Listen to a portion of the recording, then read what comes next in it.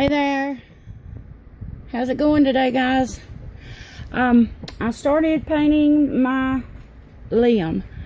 I wasn't going to start him right away, but you know me, I'm very impatient with stuff, and I just can't wait to get a coat of paint on him. Yeah, so I'm doing the neutralizing right now, guys, and I just wanted to give you an idea of what I'm doing here. I wanted you to see the difference. Now, I don't know if the camera is going to pick this up or not, and it may not, and I don't think it is, and I thought I could show you guys the difference in the color. This has not been neutralized with one coat, and this has. But I don't, it might, you might could see, let me get it real, I don't know, with these lights in here. I think you might could tell the difference in the color. See how white the head is? And this one's got just a little bit of color to it.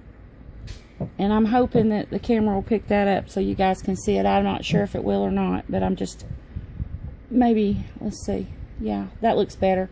Now maybe you can tell a little bit of the difference in the color. So that's the difference. Just one coat of color will do. Now, guys, on this neutralizing on this one, I am just doing a whitewash. I've been working on her for about an hour because I've tried different washes on her. And none that I've done so far I care for. I'm just wanting to get her a nice and neutral color. And honestly, I like mine the paler when I'm painting. The paler they are, the better I like it. Now that's just me, guys. You know, everybody's got their own style and their own way of painting. But I like to have a real pale kit. And I'm sure the camera is not picking this up on the color. But I mean, man, here in person, I can tell a big difference in the color between the head and the leg.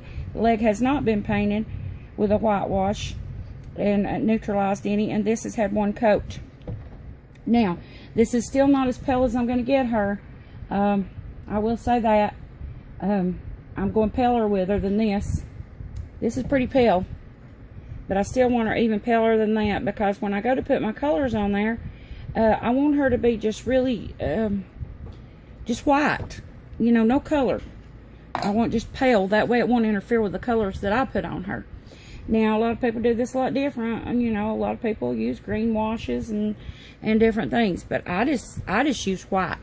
Either that, or if they're pale, a lot of the a lot of the kits I get from Bountiful Baby are already just really super pale. You know, they're just almost white. So the Bountiful Baby kits. So, on those guys, I really don't do much of a white, any kind of a more paling down, because they're pale to start with.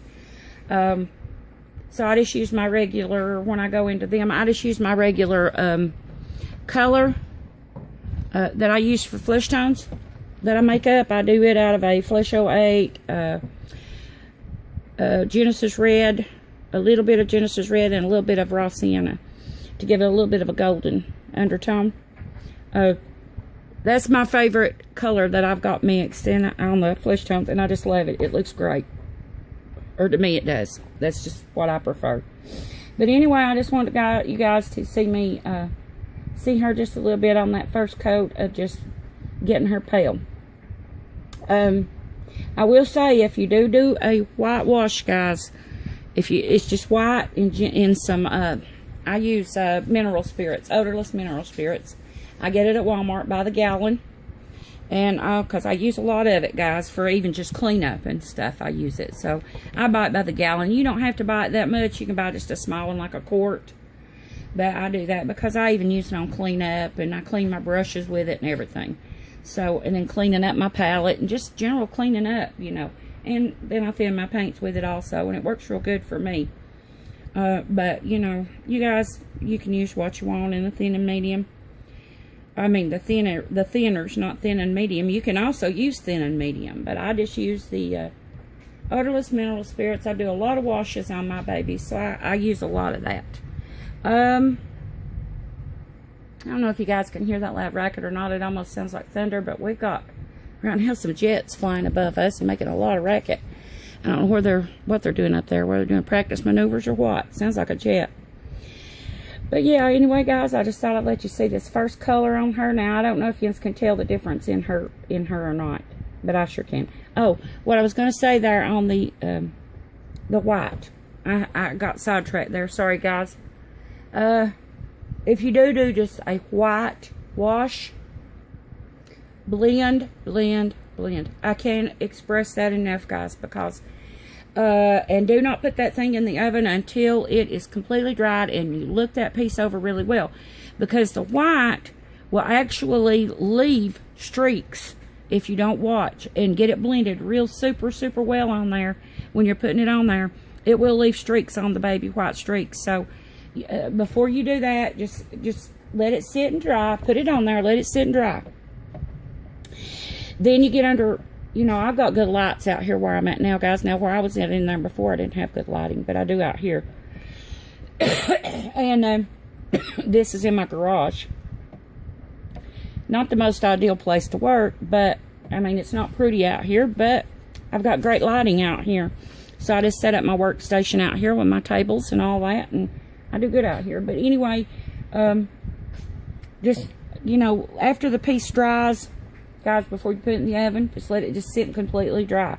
Then look it over really well, and make sure there's no streaking of that white anywhere before you bake it, because when you bake it, it's on there, it's permanent. Just make sure there's no streaking on that baby anywhere. And you know, and what I do is I take my mop brush and I go back over it. If I see anything, you know, I'll just do it like this. I come back and I just kind of maybe in circular motion, you know, and just blend all that in. And if that don't work, I'll take just a sponge, and then I'll just kind of do it this way with a sponge. You can do that also, but just make sure there are no streaks, because this first coat I put on her, actually, I went back and looked and just let her dry, and I had streaks on her. So just be really careful, guys, before you put her in the oven if you do the whitewash. Now, I think from that distance you can probably see the difference in the color now. See the difference in the color? Look at this, yeah, this one. Look at that. And just look at the difference in the color. Now you can see it. Maybe I was too close a while ago. Look at the color of this one, and then look at the color. That's just from one whitewash. So that's the difference. Now I'll do more than this one, because I don't know, she's actually pretty pale, guys, and if you wanted to go with that, you probably could, but I think I'm going to go do at least one more, and maybe two. I'm not real sure. It depends on how I feel when I get the first layer, you know, baked on. I look at it, and you know, just depends on the kit, the darkness of the kit. A lot of times you'll get them orangey. This one actually was a pretty neutral color to begin with, but it still has got some color pigmentation to it. And I just don't, which it would probably have been okay to have started with my colors, but I don't know. I just feel better neutralizing them down to where they're just really pale. And that way it doesn't interfere with my other colors that I put on her. Okay, guys, that's the beginnings of Liam. I just want to let you guys see her and tell you how, you know, I do my neutralizing. Now, mind you, I don't do the neutralizing on every one this way, guys. It's not every one that gets done this way with the white. It just depends. Like I said, you know, you can use different color washes on them. So this is just on Liam. I'm just paling him down a little bit more than what he is. I want him a little bit paler than what he is. And honestly, I look at him from here, and I think one would probably do it. But I think I'm going to do at least one more. At least. Okay, guys, I'm going to put this head in the oven to bake. And just pray, guys, that my legs are going to fit in that oven. I hope and pray they will. These are huge, guys. So, anyway, guys, just want to let you see him. If you're not subscribed, guys, please do so. You know, I'm going to be giving the baby away at 1,000 subscribers, and ring the notification bell so you never miss a video, guys. And as always, I appreciate each and every one of you guys for supporting me. So thank you so much for watching, and I'll see you soon in a new video. Bye bye.